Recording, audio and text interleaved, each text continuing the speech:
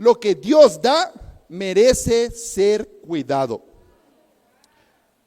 La fe de Jocabed se manifestó en su capacidad de valorar lo que Dios le había entregado.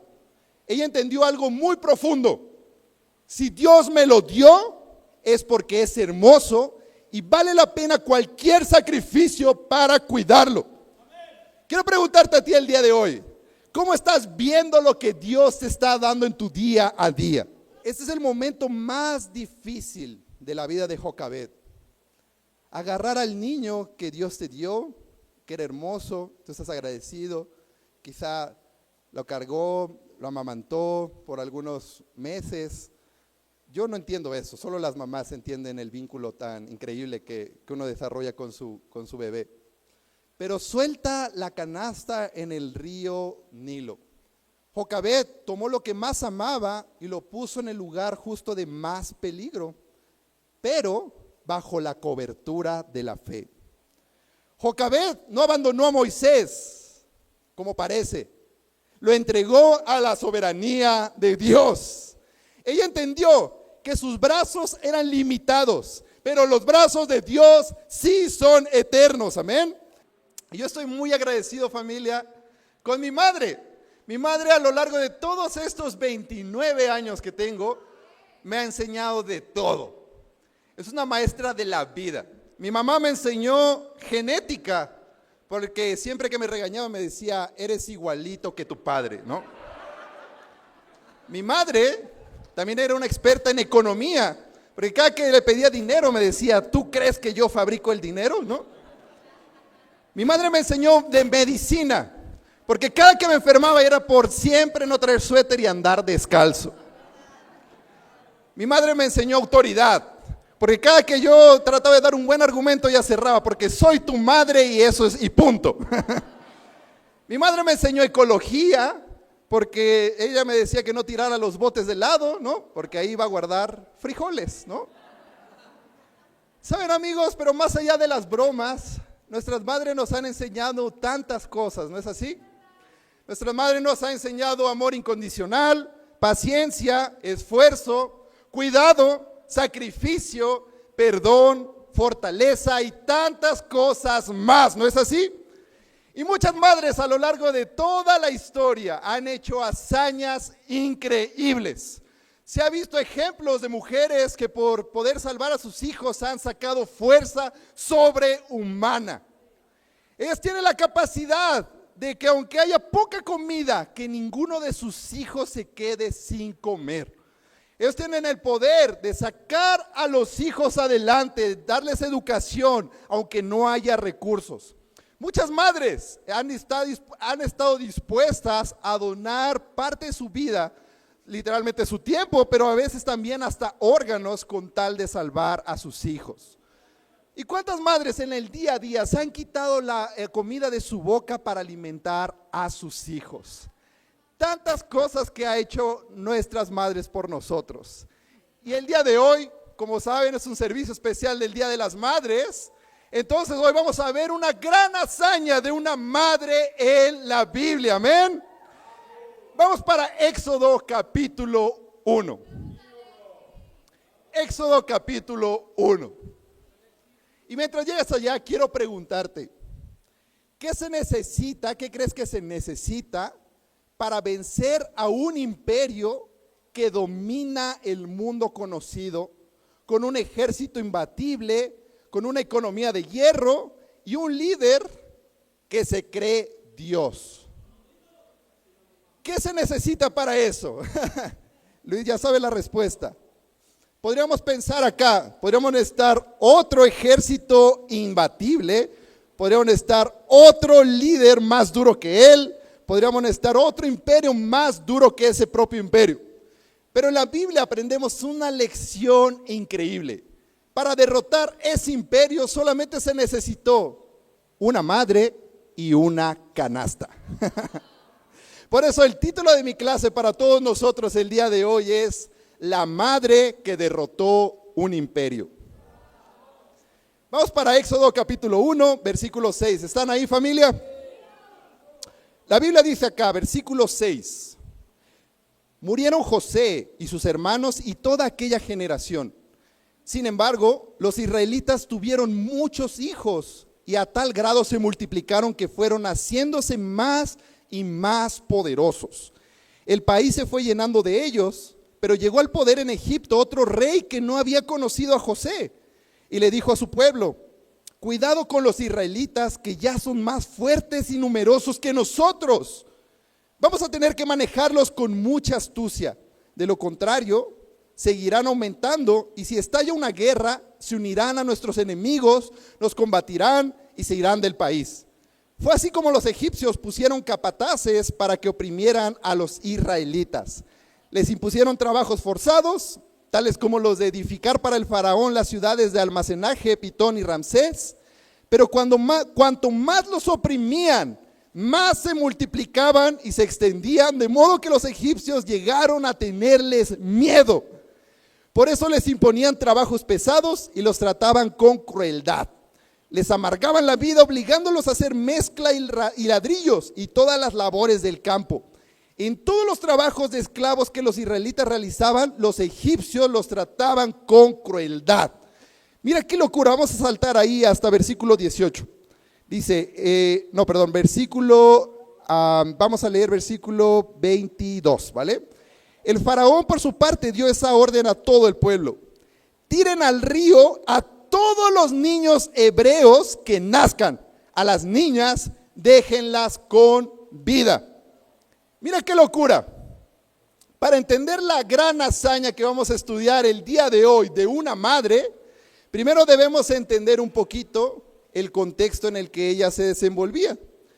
En el capítulo 1 de Éxodo, lo que vemos acá es un escenario que podíamos llamar una distopía. O sea, un mundo totalmente hecho un caos. No solo era un mal momento para los israelitas en el ámbito político, sino era una crisis total para el pueblo de Israel. La Biblia dice que se levantó un nuevo rey, un faraón, que no conocía a José, que sabemos un poquito por contexto y cultura general la historia de José. Y en un instante, el pueblo de Israel pasó de ser invitados de honor a la tierra de Egipto a ser amenazas nacionales. Y el faraón empezó a ponerle trabajo duro a los israelitas para presionarlos. Pero cuando vio que eso no funcionaba, dio una orden totalmente más radical: si es un niño varón, échenlo al río y mátenlo. Imagínate el ambiente en el que una madre podría quedar embarazada en ese tiempo. No era como en nuestros días actuales, como Natalia Méndez, que está embarazada ahora y próximamente va a ser una mamá, ¿no? No era ese clásico ambiente en el que podían tener ahí un baby shower, ¿verdad? Celebrando, haciendo la carnita asada, jugando el juego en el que si tú dices la palabra bebé en el baby shower te ponen un pañal, ¿no? No era ese tipo de ambiente en esa época. Era un ambiente en el que había silencio, había miedo y había sonido de las patrullas egipcias vigilando las calles que no hubiera bebés judíos, hebreos. ¿Qué gritaba el contexto en esa época? No vale la pena tener hijos. ¿Por qué? Porque van a morir. El sistema gritaba que la oscuridad había ganado. Y en un abrir y cerrar de ojos, la zona de confort de Israel había desaparecido. Como hablamos, pasaron de ser invitados de honor a ser enemigos públicos número 1. Y seamos honestos, familia, ¿no se siente la vida a veces un poquito así? Un día la economía parece estable y al siguiente el presupuesto no alcanza ni para comer. Un día estamos en un momento en el que están las cosas todo muy bien, todo color de rosa, pero el otro día pasa algo que cambia nuestra realidad completamente. Y si vemos hoy en día las noticias, si vemos allá redes sociales, con tanta noticia negativa todo el tiempo, de caos, de asesinatos, de problemas de corrupción en el gobierno, de cada vez más personas cayendo en drogas, en malos pasos. Vemos las noticias hoy en nuestra realidad, en tan solo en la Ciudad de México, y el panorama grita lo mismo para todos nosotros. No sé si vale la pena ser padre. No sé si el futuro es alentador. El futuro parece gris. Y es acá donde la madre que vamos a estudiar el día de hoy se vuelve gigante. Porque su luz en medio de una oscuridad tan grande la llevó a hacer hazañas poderosas que trascienden hasta nuestros días actuales. Amén. Y esta mujer no ignoró que había oscuridad, sino ella aprendió que entre más oscuro está el cielo, más se nota una pequeña vela encendida. Y nuestra fe, amigos, brilla en los lugares más oscuros. Nos convertimos en un refugio de esperanza para los que están perdiendo la batalla allá afuera en el mundo. Y lo que nos enseña la lección de esta mujer, ¿qué mujer será? Vamos a aprender ahorita, ¿vale? No he dicho ni siquiera el nombre. Nos enseña que el mundo allá afuera puede controlar las leyes, puede controlar la economía, puede controlar las calles, pero no tiene poder sobre la fe de una persona que tiene su confianza en Dios. Amén. Entonces, ¿qué madre vamos a estudiar el día de hoy? Vamos para Números capítulo 26, amén. Números capítulo 26 y vamos a leer versículos 57 al 59. Números, un libro ahí después de Éxodo, está facilito ahí de llegar para Luis Ortega que necesitaba ayuda. ¿Listo, Luis Ortega? ¿Ya llegaste ahí? Perfecto. La Biblia dice, versículos 57 al 59, censo de los levitas. De los levitas, Gersón, Coat y Merarí, proceden los clanes gersonitas, coatitas y meratitas. De los levitas proceden también los siguientes clanes, y este es mi clan favorito de toda la Biblia. Los libnitas, mi esposa viene de ahí, Libni. Los hebronitas, ese no me gusta tanto. Los maglitas, los musitas y los coreitas. Coat fue el padre de Amirán. La esposa de Amirán se llamaba Jocabet, hija de Leví, y había nacido en Egipto. Los hijos que ella tuvo de Amirán fueron Aarón, Moisés y su hermana Miriam. ¿Qué mujer vamos a estudiar el día de hoy? La madre de Moisés, Jocabed, amén. ¿Por qué estamos leyendo acá Números? Tú lo vas a ver ahorita. Vamos a leer Éxodo y la madre de Moisés parece alguien anónima, alguien que pasa desapercibida. En Éxodo ni siquiera menciona su nombre. Pero las acciones que hizo esta mujer, aunque fueron de alguna manera anónimas, que casi nadie lo pudo ver naturalmente, esta mujer con sus acciones impactó no solamente la cultura, el tiempo y la historia del pueblo de Israel en ese momento, sino sigue impactando nuestras vidas hasta el día de hoy, amén. La palabra Jocabed o el nombre Jocabed es la primera persona en toda la Biblia cuyo nombre incluye el nombre de Dios. Su nombre en hebreo Joyebed significa el Señor es gloria. Mira qué increíble, esta mujer era la primera que llevaba en su nombre el nombre revelado de Dios. Y esta mujer era una esclava del pueblo de Egipto, pero ella tenía muy claro de dónde venía. Era una descendiente del pueblo escogido de Israel para la adoración y el sacerdocio, la tribu de Leví. Entonces, cada que los egipcios decían el nombre de Jocabed, más que decir su nombre, era una declaración de resistencia, de entender que la gloria no era para el faraón, la gloria no era para Egipto, sino la gloria era para el único Dios verdadero, nuestro Señor, amén. La pregunta para ti el día de hoy, ¿tú tienes claro quién eres tú? ¿Tú tienes claro quién eres tú delante de Dios? ¿Saben, amigos? A veces el mundo allá afuera nos define de muchas maneras, por tu pasado, por dónde creciste, por tus errores, por tus pecados o por la familia en la que tú vienes. Y a veces la gente empieza a poner etiquetas de ti, ¿no? Mira, ahí viene el que a su familia es alcohólica, ¿no? Ahí viene el que siempre llega tarde, ¿no? Ahí viene el que su padre fue adúltero. Ahí viene, ¿no? El que su familia es mentirosa. Ahí viene el que es de Iztapalapa, seguramente no hay nada bueno allá. Ahí vienen los que son de Chimalhuacán, ahí vienen los que son de Catepec, ahí vienen los que son de Coyoacán, ay, mira los alzados, ¿no? La gente comienza a poner etiquetas de todo en el mundo, ¿no es así? Y a veces dejamos que el mundo nos defina por cómo ellos nos perciben. Pero saben, amigos, Jocabed nos enseña que tu identidad no depende de lo que dice el mundo, sino cómo te ve Dios.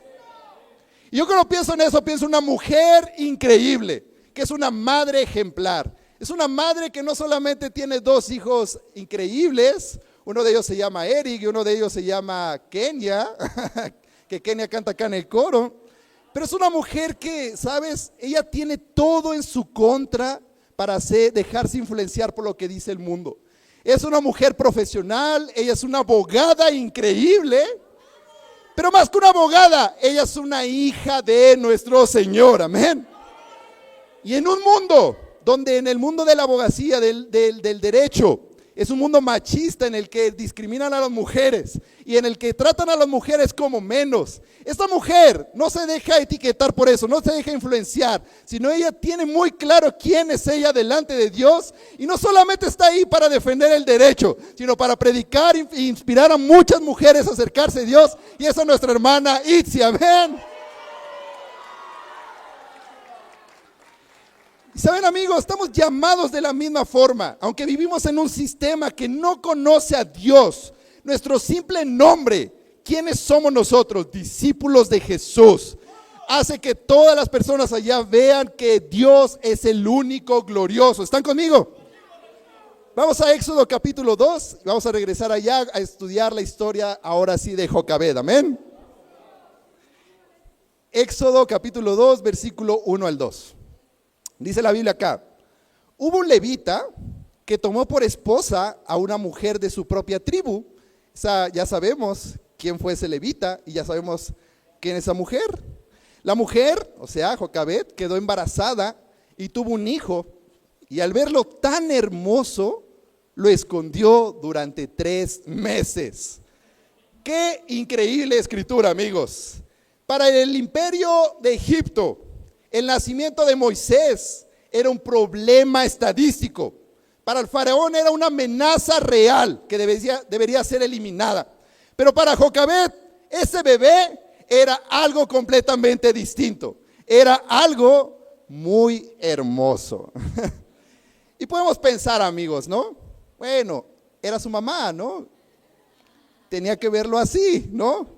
Claro, su bebé es su bebé, ¿no? Si ella no lo ve hermoso, ¿quién lo va a ver hermoso? No, no es cierto. Pero más que eso, familia, ¿no? Lo que vemos acá es que la palabra que usa acá la Biblia para hermoso es top en el hebreo, que es la misma palabra que se usa en Génesis 1, cuando Dios crea el mundo, y cada que Él creaba algo decía que le parecía muy bueno. O sea que Jocabed vio más allá del aspecto físico de su bebé, que era hermoso. Vio que lo que Dios le había dado era algo sumamente bueno y que merecía ser cuidado. Punto número 1 para aprender de esta madre que venció un imperio. Punto número 1, la cosa que aprendemos de ella es que lo que Dios da merece ser cuidado.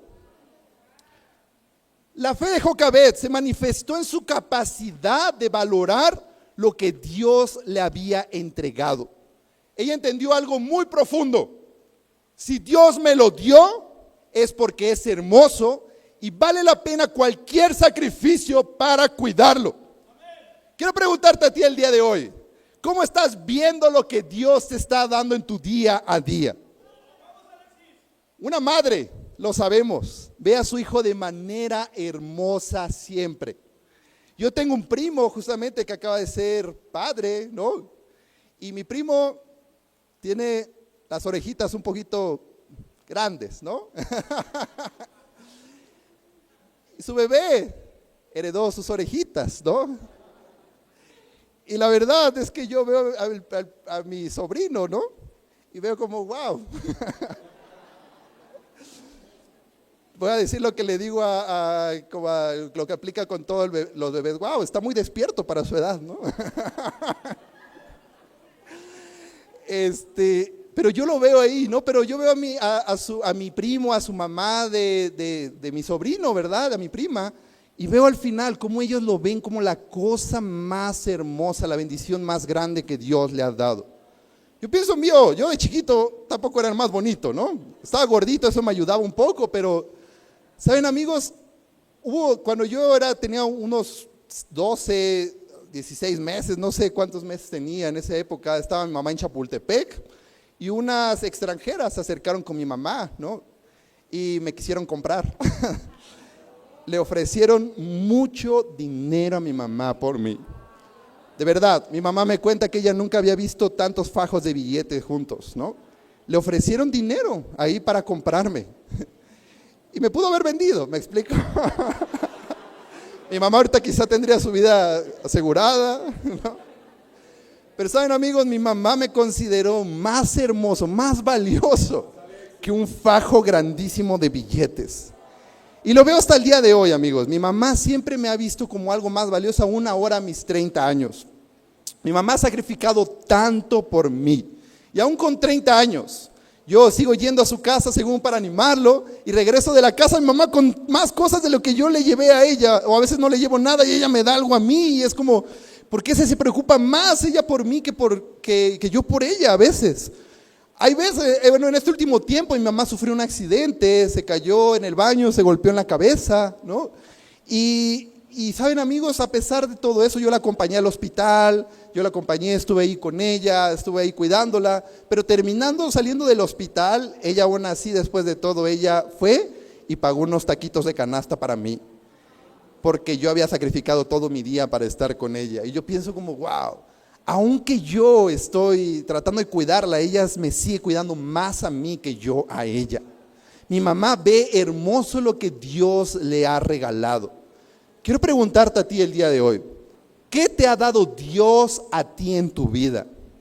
¿Tu matrimonio? ¿Tu esposa? ¿Tú estás viendo a tu esposo o a tu esposa como algo hermoso que es digno de ser cuidado?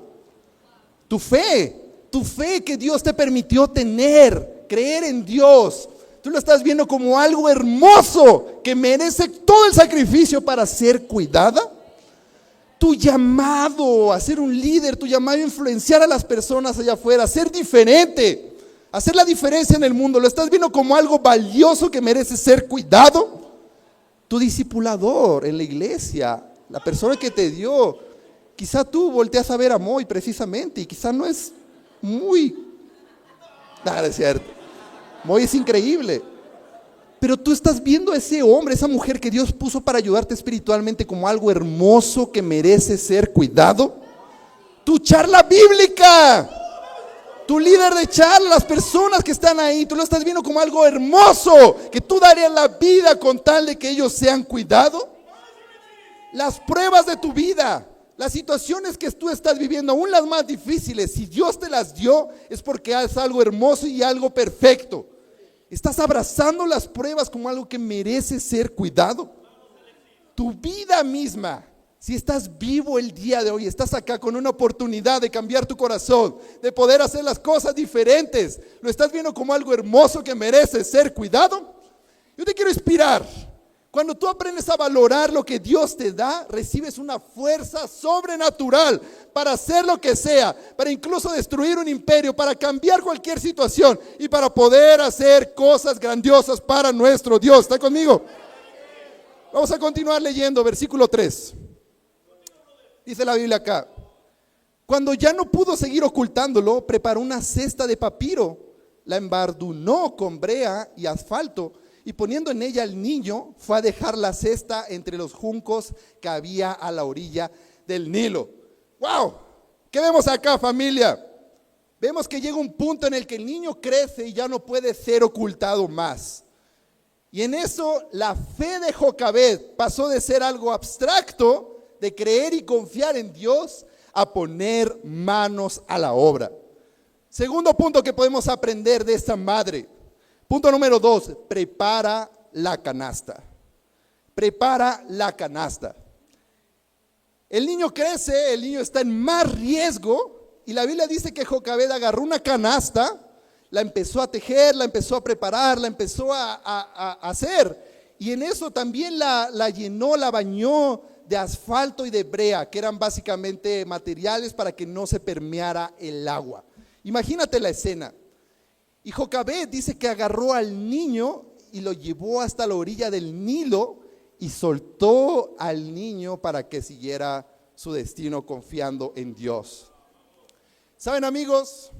La fe hace su parte, creer en Dios, confiar en Dios hace su parte. Pero a veces oramos para que Dios haga un milagro en nuestras vidas. Pero Dios está esperando que nosotros preparemos y bañemos la canasta. Jocabed puso todo su esfuerzo humano para proteger lo que Dios le había dado. Y muchos creen que tener fe es sentarse a esperar que Dios baje y esconda al niño. Pero Jocabed nos enseña que Dios pone el milagro, pero nosotros ponemos la canasta, amén. Hacer nuestra parte es trabajar como si todo dependiera de nosotros, pero sabemos conscientemente que todo depende de Dios, amén. Y Jocabed no lanzó a Moisés en un pañal, ¿no? No lo lanzó en una cubetita ahí, no. Ella buscó juncos, ella tejió la canasta, se aseguró de que la canasta fuera perfecta para cuidar lo valioso que Dios le había dado. Y a veces somos ingenuos, amigos, ¿no es así? A veces queremos pasar un examen importante en la universidad, ¿no? Y estamos orando, Dios me dé sabiduría, Dios me ayuda, pero no estudiaste nada en todo el semestre, ¿no? A veces pensamos eso, nos preparamos para conseguir un trabajo, según, pero estamos orando ahí, orando una y otra vez, pero tu currículum es un desastre, ¿no? Es más, ni siquiera tienes un currículum, ¿no? Pero saben, amigos, Dios bendice la diligencia, no bendice la negligencia. Hacer nuestra parte, ¿qué significa? Es identificar por dónde se filtra el agua, ¿no? En nuestra vida, dónde se puede filtrar el agua y agarrar el asfalto y la brea y sellar la canasta. Saben, amigos, muchas personas, ¿no? Allá afuera están deseosos de que algo pase en sus vidas y oran, quizá tienen la fe para creer, pero no para poner manos en la obra. Y a veces muchas personas también quieren que las aguas del río Nilo no se filtren en la canasta. Quieren vencer la impureza sexual, quieren vencer la tentación sexual, pero todos los días se la pasan ahí en Instagram viendo reels y viendo contenido que es potencialmente explícito. Hay personas que están deseosas, ¿no? de cambiar su vida, pero todos los días son influenciados y participando en relaciones que hablan en doble sentido, que hablan mal de las mujeres, que tienen un ambiente súper insano. Quiero preguntarte, ¿qué estás esperando que pase? Si tú no tomas decisiones de sellar la canasta con asfalto y brea, créeme, el agua se va a permear en tu vida. Debemos de poner nuestra parte, preparar el camino para que Dios haga el milagro, amén. Cuando pienso en eso, pienso en una hermana que su fe no solamente se quedó en algo abstracto, sino puso manos a la obra. Esa mujer vio una necesidad bien grande. Mi mamá y mi abuela necesitan salvación. Ellas necesitan conocer a Dios, necesitan conocer lo mismo que yo he conocido en este tiempo. Y si tú ves a esa hermana, ella disfruta, ella está alegre, ella está contenta, ella disfruta su relación con Dios. Yo quiero que eso lo viva mi madre y mi abuela. Ella empezó a hablar, a tejer la canasta, empezó a hablar con su mamá, compartiéndole su testimonio, empezó a hablar con ella de lo increíble que era estudiar la Biblia. Su mamá empezó a estudiar la Biblia, qué increíble. Y después de eso empezó a hablar con su abuela, comenzó a compartir su testimonio, y a pesar de que vivía en otro estado, ella compartió su fe, habló con las hermanas que podían ayudar a su abuela. Las hermanas fueron hasta ese estado para poder estudiar la Biblia con su abuela, y su abuela fue bautizada, y esa hermana es nuestra hermana Miriam, amén.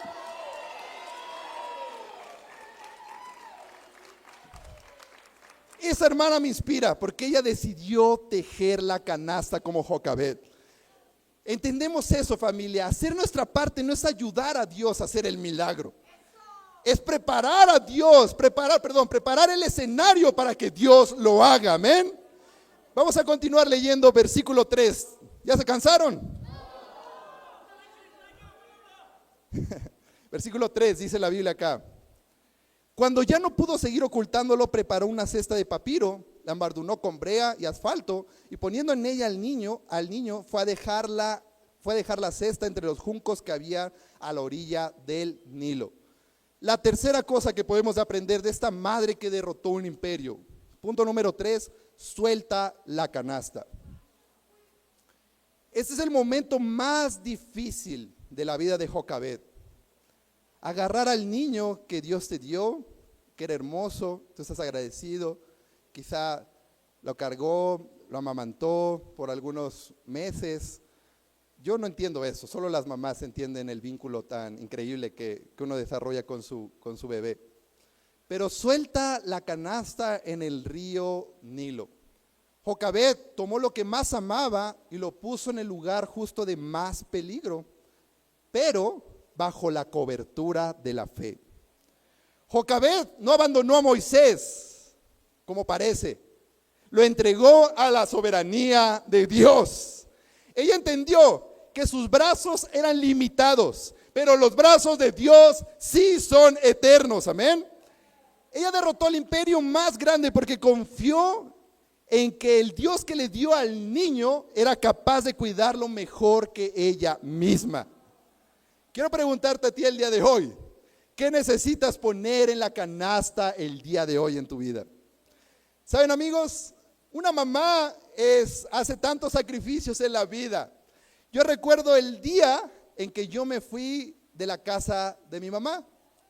Fue un día súper triste. Yo viví con ella prácticamente 23 años, ¿no? Y recuerdo que el día que me fui de allá, yo ni siquiera me quise despedir de mi sobrina, de mi hermano, de mi mamá, porque iba a llorar, ¿no? El primer día que pasé en la casa en la que yo me mudé con unos hermanos acá, y estaba Moy, ¿no? Yo lloré en la noche, ¿no? El vacío, la soledad, era un vacío tan grande que yo pienso como fue uno de los momentos más tristes de mi vida. Pero obviamente crecí mucho, aprendí a cocinar, a lavar mi ropa, aprendí a ser un adulto, amén, y Dios me bendijo después con una esposa, amén, qué increíble. Pero saben, amigos, yo admiro, ¿no?, a las madres porque tienen tanta fe. Llega un momento en el que tú sueltas a tu hijo y dices, mira, yo hice lo que ya le pude enseñar y ahora le toca seguir su vida. Ahora lo suelto la canasta en el río Nilo. Qué locura, amigos. Si yo pienso en mujeres increíbles que me inspiran, por ejemplo, pienso en una mujer llamada Araceli Sánchez, que es la mamá de nuestro hermano Daniel Hernández de UAM. Pienso en una mujer increíble llamada Yuri Gabriela, que es la mamá de nuestro hermano César Olvera. Pienso en una mujer súper increíble que he tenido el privilegio de conocer, Guillermina Ramírez, que es la mamá de nuestro hermano Nereo Bravo. Pienso en una mujer llamada Adriana Díaz, que es la mamá de nuestro hermano Samuel. Pienso en Perla Vanessa, la mamá de nuestro hermano Jesús de Coahuila. Pienso en una mujer increíble llamada Karina Mesta, que para los que no saben, la mamá de los gemelos Iván y Leo, nuestros hermanos acá en la iglesia. Pero saben, amigos, yo admiro tanto su fe de esas mujeres, porque sus hijos son de otros estados. Ellos vivían con sus mamás en otros estados de la República. Algunos en Coahuila, algunos en Querétaro, algunos en Hidalgo, algunos en Tehuacán, Puebla, algunos en el Estado de México, pero muy lejos.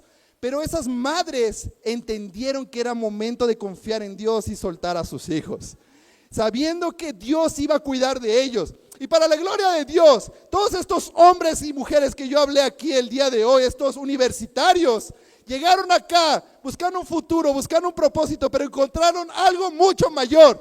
Fueron invitados a estudiar la Biblia y ahora son nuestros hermanos para la gloria de Dios. Amén. Saben, amigos, yo admiro la fe de estas mujeres que confiaron en Dios, soltaron a sus hijos y hoy sus hijos están viviendo la mejor vida al lado de Cristo. Quiero preguntarte a ti, ¿Estás tratando de retener por tus propias fuerzas algo en tu vida? ¿O te atreves a ponerlo en la canasta de la fe y soltárselo a Dios? Quizás para ti sea un proyecto, un trabajo, tu salud, un sueño, un anhelo, tu propio orgullo, tu tiempo, tu sentimiento de tener el control, tu avaricia o una relación con un hombre, con una mujer. Yo te quiero inspirar. Cualquier cosa que nosotros soltemos de nuestras manos, Dios va a hacer algo mucho más grande con eso, amén. Y si eso no te inspira, mira versículo 4, amén. Versículo 4 al 10, dice acá la Biblia. Pero la hermana del niño, o sea Miriam, se quedó a cierta distancia para ver qué pasaría con él. En eso, la hija del faraón bajó a bañarse en el Nilo.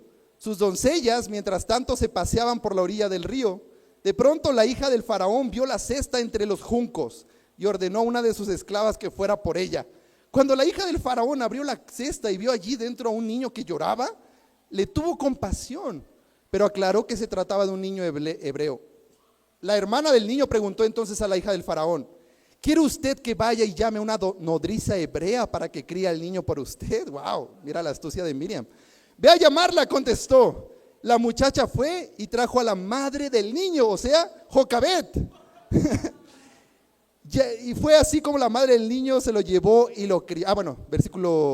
Me quedé en versículo 8. ¿verdad? Ve a llamarla, contestó. La muchacha fue y trajo a la madre del niño. Versículo 9. Y la hija del faraón le dijo: llévate a este niño y críamela. Yo te pagaré por hacerlo. Fue así como la madre del niño se lo llevó y lo crió. Ya crecido el niño, se lo llevó a la hija del faraón y ella lo adoptó como hijo suyo. Además, le puso por nombre Moisés, pues dijo: yo lo saqué del río. ¡Qué locura, amigos! Imagina eso.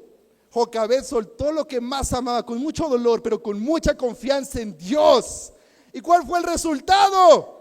Algo mucho más grande. No solo el niño estuvo a salvo, sino que ahora los que querían matar a su hijo le están pagando por cuidarlo. ¡Qué locura, amigos!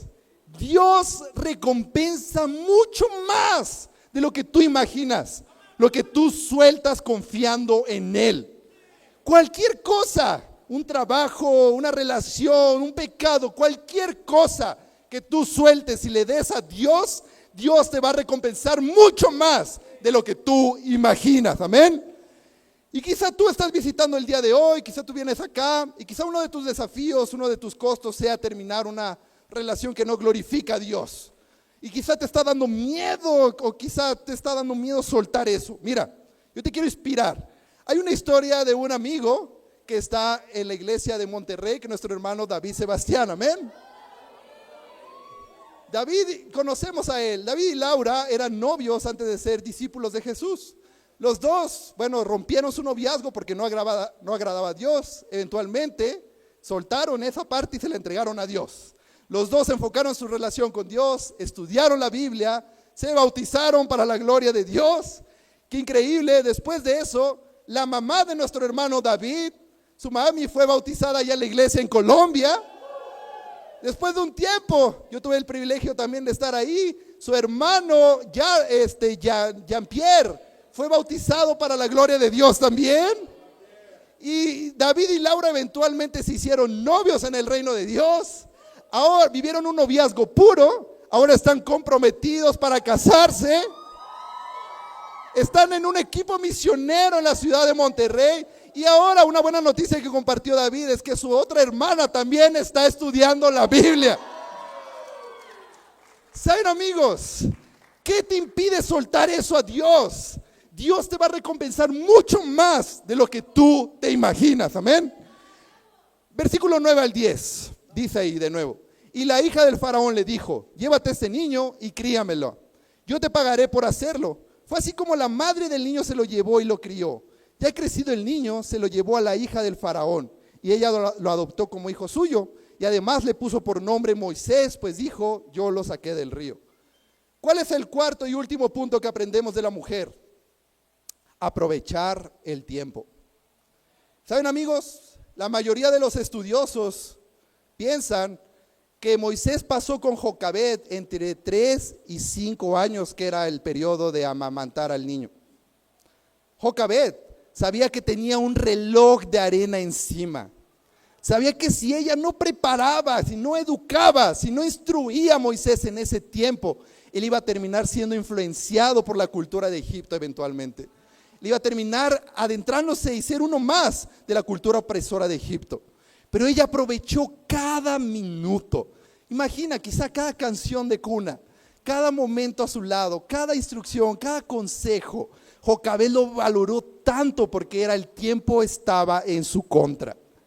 Y saben, amigos, eso es lo que tenemos que aprender de ella. El tiempo en realidad es muy corto. Si hablamos de una manera más radical, es ridículamente corto. Yo veo a mi sobrina tiene ahora 7 años. ¡Wow! Ya no es una bebé. Para mí es mi bebé, pero ya es una niña, ¿no? Es una niña. Y yo recuerdo apenas la estaba cargando aquí, ¿no? Yo tuve el privilegio de ver a Yoka, ¿no? Cuando recién nacido, ¿no? Y ahora Yoka hasta hace el baile de la banana ahora, ¿no? Camina, anda de un lado a otro, da el puñito. ¡Wow! ¿En qué momento creció tanto? Yo veo a mi madre, apenas festejamos su cumpleaños 50. Y muchos pueden decir, wow, tu mamá es muy joven, ¿no? Sí, relativo, ¿no? Porque, o sea, yo pienso, wow, yo recuerdo a mi mamá 32 años, 33, 34, ahora 50. Wow, ¿en qué momento, no? Y saben, amigos, el tiempo que tenemos en esta tierra es ridículamente corto. No podemos perder el tiempo en banalidades, evitar soltar cosas, dejar cosas, debemos vivir nuestra mejor vida con Dios, no disfrutar a nuestras madres, no reconciliarnos con nuestros familiares, no aprovechar el tiempo para impactar la vida de otros para llegar a Dios. El tiempo es ridículamente corto. Y si Moisés eventualmente en un futuro decidió rechazar el derecho de ser hija del faraón para poder libertar a su pueblo, sin duda fue por la fe y la instrucción de su madre. Quiero concluir con esto. Vamos a Hebreos capítulo 11, versículo 23 al 29. Amén. Vamos al salón de la fama de la fe, ¿no es así? Me encanta. Ojalá hubieran votaciones para el siguiente año, ¿no? Yo votaría por mi esposa, por tener la fe de seguir estando conmigo a pesar de todo, amén. Hebreos 11, versículo 23 al 29. Mira, ¿qué dice la Biblia? Por la fe, Moisés, recién nacido, fue escondido por sus padres durante 3 meses, porque vieron que era un niño precioso, y no tuvieron miedo del edicto del rey.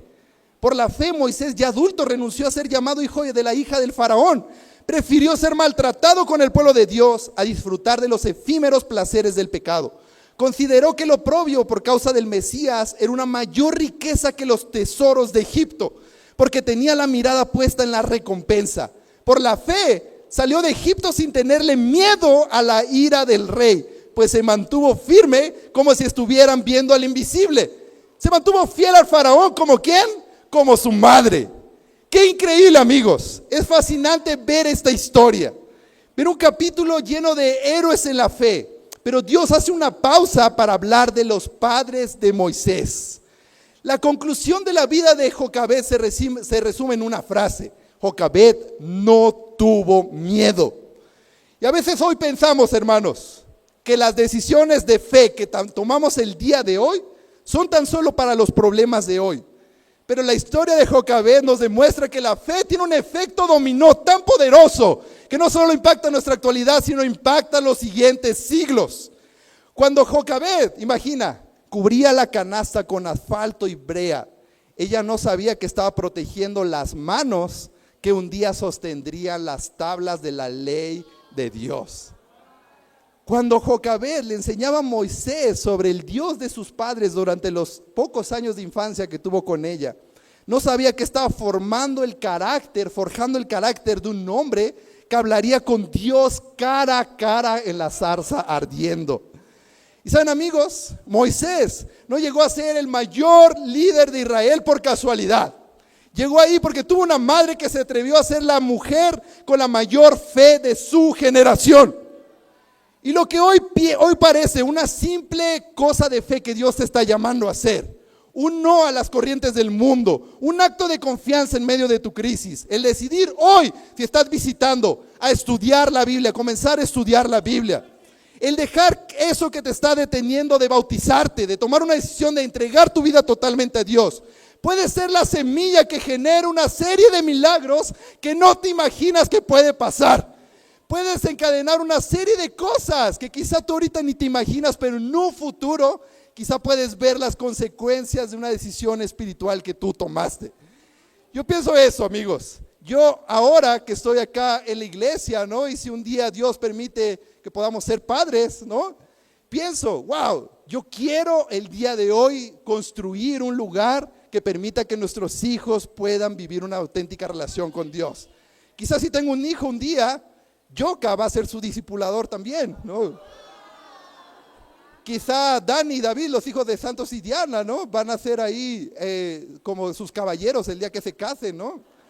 Pero saben, amigos, cada decisión que nosotros tomamos el día de hoy por fe puede impactar a otras generaciones, amén. En conclusión, hermanos, no se necesita un ejército para derrotar un imperio. No se necesita un ejército para cambiar el mundo. Solo se necesita la fe de alguien que sabe que Dios es más grande que cualquier circunstancia. Así como aprendimos el día de hoy, una madre común y corriente, con una canasta, pero con una fe que que provocó derrotar al imperio más fuerte de ese tiempo. Familia, feliz Día de las Madres. Vamos a seguir disfrutando este tiempo y a Dios sea la gloria. Amén.